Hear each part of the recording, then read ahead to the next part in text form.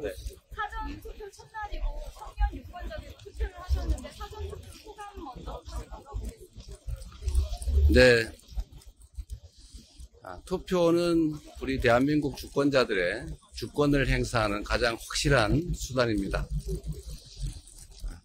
총알보다 투표가 강하다라는 말이 있습니다. 자, 이번 내란 사태도 우리 국민들의 투표 참여만으로 비로소 이겨낼 수 있습니다. 특히 우리 청년들과 함께한 취지는 대한민국이 청년의 시대로 다시 되돌아갈 수 있게 해야 되고, 이번 대선이 그 출발점이 됐으면 좋겠다는 소망으로 함께 했습니다. 아, 그래요? 네, 노력할게요. 네. 네, 이렇게 네. 소감 들어봤고 현안 질문 몇 개 받을 텐데 소속과 성함 밝혀주시기 바랍니다. 네, 먼저. 토니 머니투데이 소식입니다. 지금 사전투표율이 오전 10시 기준으로 역대 최고치를 기록하고 있는데요.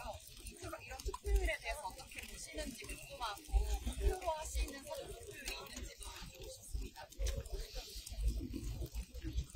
사전투표, 본투표를 합친 최종 투표율이 가장 중요할 것입니다. 사전투표를 할 것인지 본투표를 할 것인지는 우리 국민들께서 각자 사정에 따라 선택하실 텐데, 가급적이면 사전투표에 많이 참여해 주시는 것이 시간을 합리적으로 배분하는 데도 도움이 될 것이고, 또 본투표에 무슨 일이 생길지 모르니까 미리 해 두시는 게 낫지 않을까 그런 생각이 듭니다. 목표한 사전투표율은 특별히 없습니다. 오로지 대한민국의 운명은 우리 국민들의 손에 달려 있다는 점, 그리고 우리 주권 행사는 결국 투표로 할 수밖에 없다는 점을 생각하셔서 지금의 이 위기를 이겨내고 내란을 극복하고 회복과 성장의 대한민국으로 다시 출발하기 위해서는 우리 국민들께서 반드시 투표에 참여하셔서 이 잘못된 결과를 빚어낸 내란 세력에 대해서 엄중하게 강력하게 심판해 주시기를 바랍니다. 하나 더 있었던 것 같아요, 질문이. 네. 네, YTN 이순영 기자입니다. 인수위 없이 출범하는 정부에 대해서 우려가 많은데요. 기상경제 TF 외에도 혹시나 얘기해 주시고 바로 이제 할 것으로 계획해 두신 게 있으면 또 이제 마지막으로 들어가기 전에 말씀해 주시고 한 말씀 부탁드립니다. 그거 막아주시죠. 네.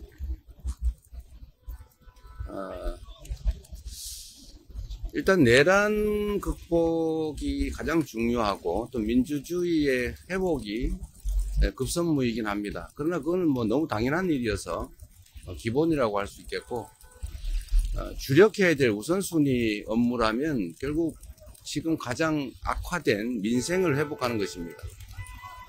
민생 회복을 위해서는 지금 거의 빈사 상태에 이른 내수 경기를 신속하게 진작해야 될 것입니다. 그 외에 통상 문제 해결을 위한 외교적 노력도 시급하게 시작해야 될 것 같습니다. 물론 뭐 정부를 구성하는 일들은 역시 일을 하기 위해서 꼭 필요한 일이니까 우선순위 중에 하나겠죠. 가장 중요한 것은 민생 경제 회복입니다.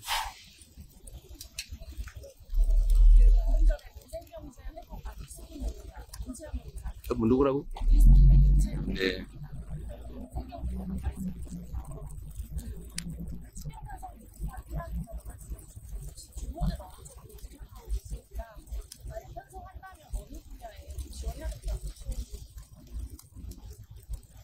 지금 이미 추경을 일부 했는데 우리 민주당이 연초에 주장했던 규모가 30조 원 정도 아니겠습니까?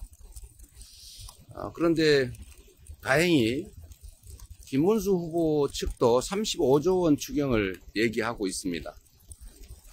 좀 미리 하시지 이제 와서 35조 원 얘기하는 거 아쉽긴 합니다만 그래도 안 하는 것보다 낫다는 생각이 듭니다. 김문수 후보 측이 얘기한 규모는 최소한이겠죠. 구체적인 추경 내역은 뭐 구성한 것도 있긴 합니다만 크게 본다면 내수 경기 진작을 위한 재정 지출이 가장 크지 않을까 생각이 됩니다. 그리고 우리가 미리 말씀드렸던 산업 기반 확충을 위한 예산, 또 기존 예산 중에 일부 조정할 예산들이 좀 있는 것 같습니다. 좀 불효불급한 우선순위에서 떨어지는 예산들은 좀 조정을 하고 우선순위를 좀 바꾸든지 새로운 예산 항목을 넣든지 하는 작업들도 또 이어서 필요할 것 같습니다. 경험상으로 보면 제가 성남시장 당선 후에 가장 오랫동안 힘들어했던 일이 기존 예산 구조를 조정하는 것이었어요.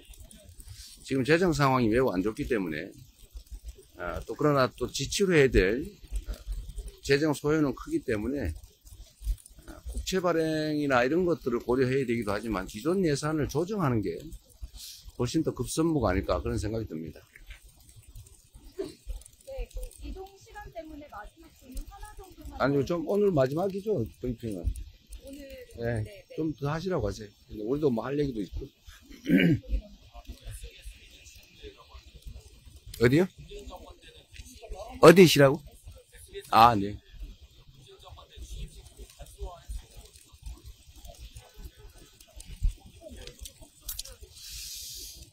지금 제가 뭐 당선될지 안 될지도 모르고 이 나라 운명이 어떻게 될지도 모르는데 취임식 형식을 어떻게 할지에 대해서 뭐 깊이 고민하지는 않고 있습니다. 그러나 지금 취임식인지 취임 선서는 아마 해야 될 텐데 누가 되든 취임식이라기보다는 아마 취임 선서식이 되겠죠. 최대한 짧은 시간에 간단하게 하는 게 바람직하지 않을까. 뭐 제가 그렇게 한다는 건 아니고 누가 당선되든 그렇게 해야 되지 않을까 생각합니다. 네. 아까 뒤에 아니, 고알비 있습니다. 개혁신당 이준석 후보가 TV토론에 이어서 오늘도 그 후보님 아들 결혼 관련해서 소환을 하고 있는데 이에 대한 입장을 어떻게 이 엄중한 시기에 내란 극복, 민생 회복에 대해서 또 국가의 운명에 대해서 좀 더 진지하게 고민하는 그런 선거가 되길 바랍니다.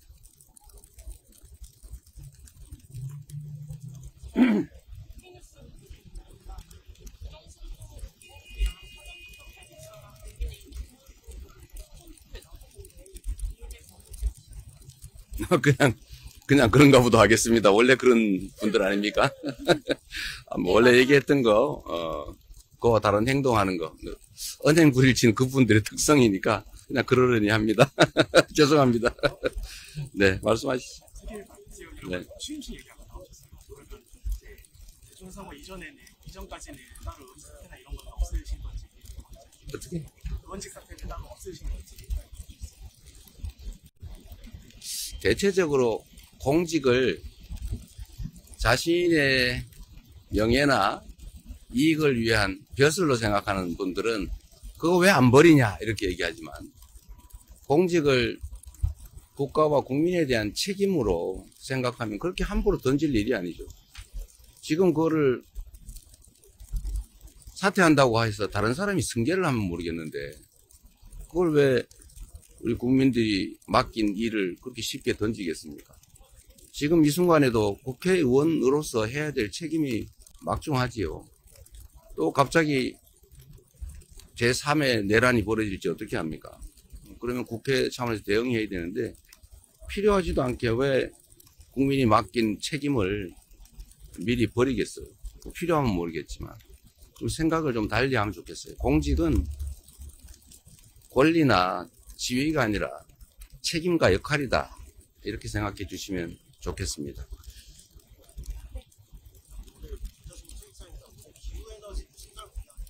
네.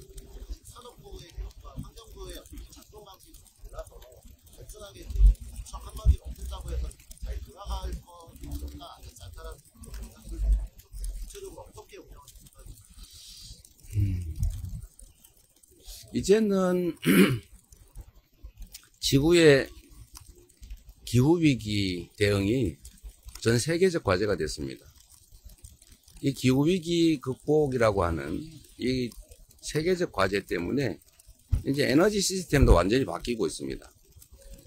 화석연료 의존 경제에서 이제는 재생에너지 중심 경제로 에너지 대전환이 일어나고 있죠. 이 에너지 대전환은 AI 산업 발전과 아주 밀접한 관련이 있습니다.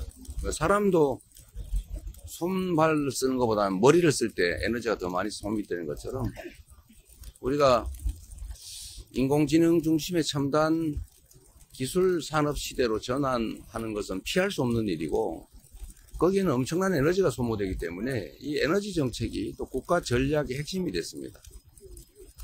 그런데 기후 전환 또 기후 위기에 따른 에너지 전환 또 산업 전환 문제는 환경과 에너지가 아주 밀접한 관련이 있어요. 근데 지금 이게 환경부는 주로 규제 중심으로 에너지는 산업 지원 중심으로 가다 보니까 충돌합니다. 그래서 이 문제를 체계적으로 해결해야 돼요. 독일, 영국, 프랑스, 이태리, 호주 뭐 이런 유력 선진 국가들 대부분이 기후 에너지를 통합해서 행정 부서를 만들어 운영하고 있습니다. 우리도 그런 방향으로 가야 되고 일각에서 혹시 에너지를 산업부에서 떼내면 전기요금 오르는 거 아니냐 또는 산업지원에 혹시 소홀해지는 거 아니냐 이런 억지 주장을 하는 경우가 있던데요. 부서가 어디라고 해서 요금 체계가 달라질 리가 있겠습니까? 그거야 경제 원리나 국가 정책에 따라 정해지는 것인데 부서가 어디에 편입됐다고 에너지 요금이 달라진다. 이건 말을 안 되는 어불성설 억지 주장이고 두 번째로 산업 지원 정책이 혹시 소홀해지지 않을까 하는 점은 역시 기후입니다. 기후. 그거는 역시 정부 정책에 관한 것인데 그걸 에너지 부서장이 결정할 거라고 생각하는 것 자체가 잘못된 전제죠.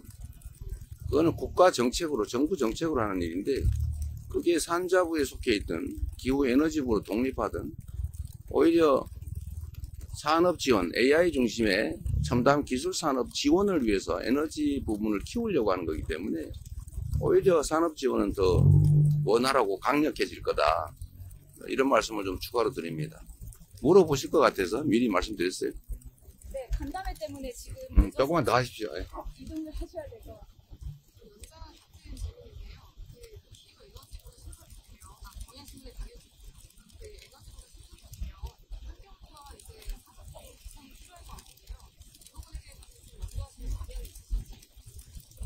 환경부와? 로?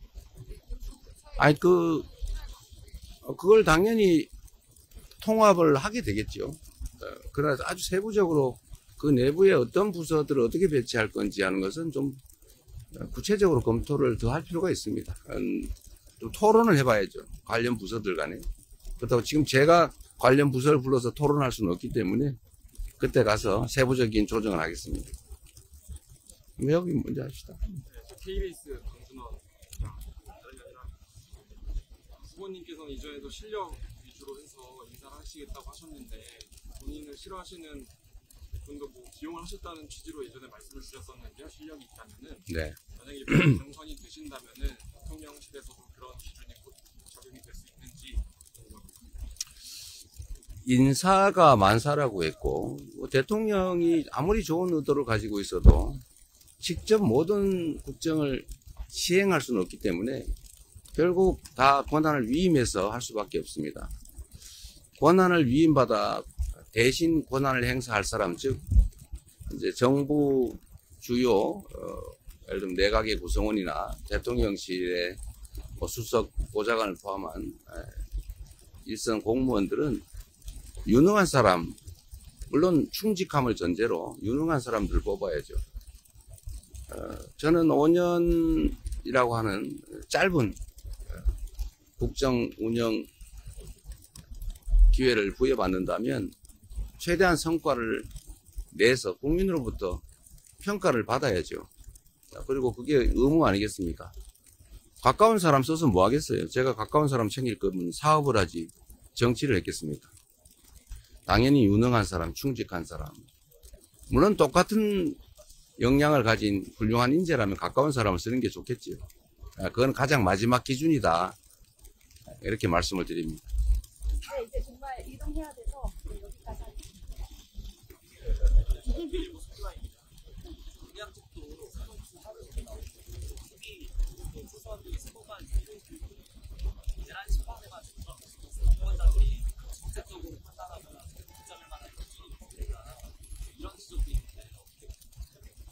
뭐 일리 있는 지적이죠.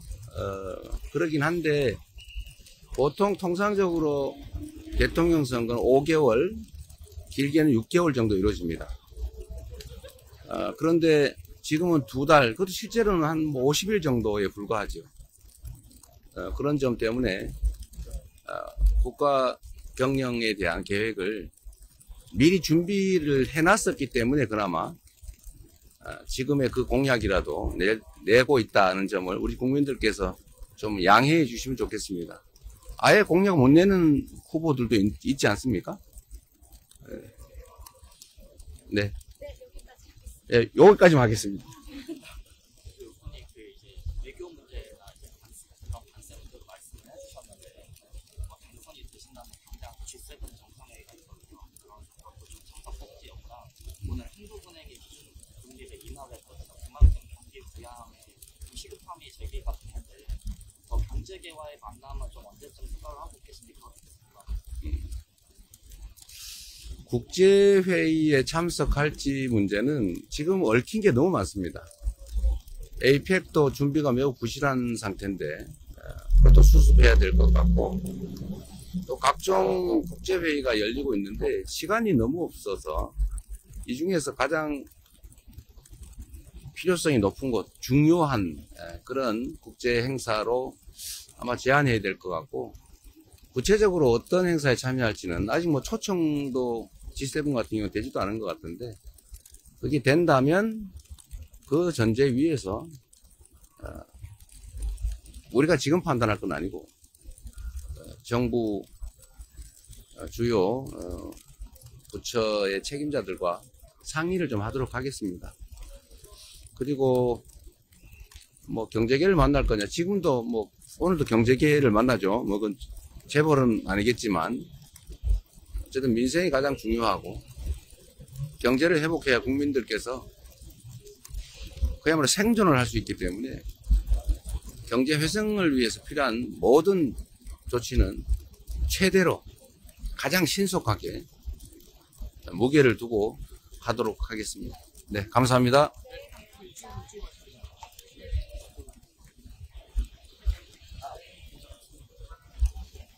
그리고 언론인 여러분, 언론사 여러분, 각별히 부탁 하나 드리겠습니다.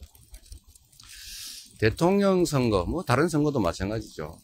이거는 국가의 운명을 결정하는 국민들이 주권을 행사하는 신성한 민주공화정이 실천되는 장입니다.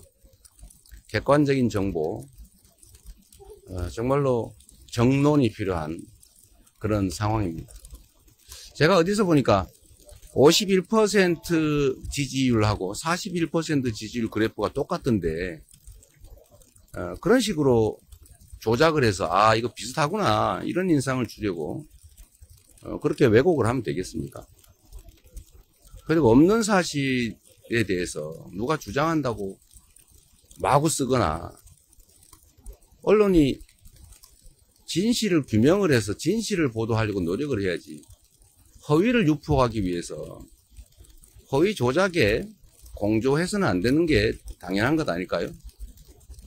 대부분은 뭐 전혀 그러지 않고 정론 집필하고 있지만 아주 특수한 일부 언론들이 그런 행태를 보이고 있는데 그거는 어떤 계기인지는 모르지만 민주공화국정의 기본적 원리를 훼손하는 국민주권을 침해하는 그런 반공화정, 반민주적 행위라는 점을 각별히 유념해 주시기를 정말로 부탁드립니다.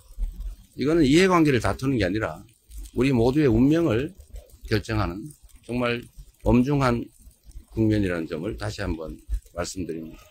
언론을 당연히 존중합니다. 고맙습니다.